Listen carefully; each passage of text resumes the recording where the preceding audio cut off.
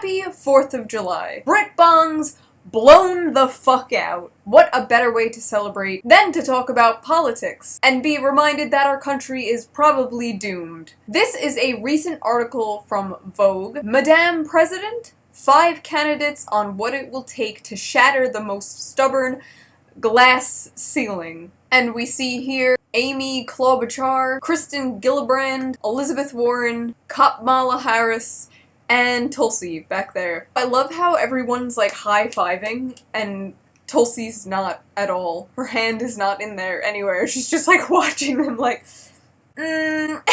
So the whole article is, I guess, pretty interesting. It talks about how a lot of them don't really want to make gender the focus of their campaign. And to be fair, I don't think any of them have done that, unlike Hillary. The one person who kinda did was Kristen in the debates. She kind of made it like a whole thing, like, and I'm a woman, and that was kind of cringe, but other than her, I don't believe the others have. I know for a fact Tulsi hasn't. It also talks about how Hillary Clinton has baggage these women have to deal with, and they do.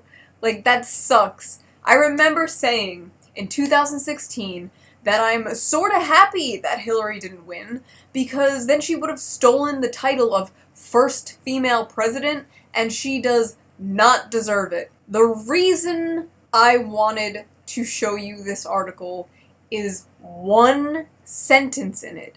One single sentence. One extremely painful, telling sentence in this article. They disagree on campaign tactics and policies. I spoke to Amy Klobuchar just after she came out against Warren's plan to cancel most student debt and make tuition at public colleges free. And don't even get the other women started on Gabbard's foreign policy positions. Interesting! What does that mean? Pulling our troops out of endless wars? Not getting involved in other countries' problems? Not going to war with fucking Iran? Really confused here.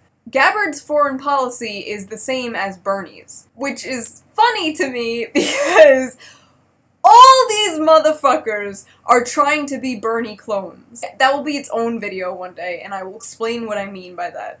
There's this joke about neoliberals that's like, more female drone pilots. Look at this shit. Our national security institutions should reflect the diversity of the country they serve and represent. Tear down the foreign policy glass ceiling. More female drone pilots. The funniest part about this, though? The military-industrial complex, the CEOs of 4 of the 5 biggest defense contractors are in fact women. Northrop Grumman, Lockheed Martin, General Dynamics, and Boeing's defense wing. There's also America's lead weapons negotiator, the Undersecretary of State for Arms Control, and the Undersecretary of State for Energy for Nuclear Security. Also a woman. She runs the world's largest nuclear stockpile. More female drone pilots! As the only millennial woman in the race, Gabbard has her own perspective. On the phone from Hawaii, she tells me that she finds it offensive that Democrats assumed she'd support Clinton over Sanders in the 2016 primary.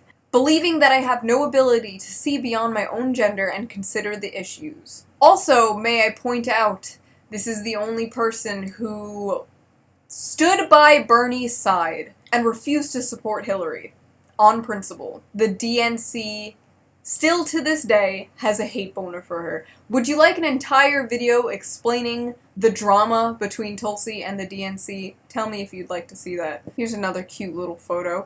Oh, I need to show you guys. Hold on. This dude straight up just photoshopped Tulsi out of the picture and replaced her with a plant. Honestly, I would vote for Potted Plant 2020 over the other women in that room. Let's be honest. And I'll see you guys soon.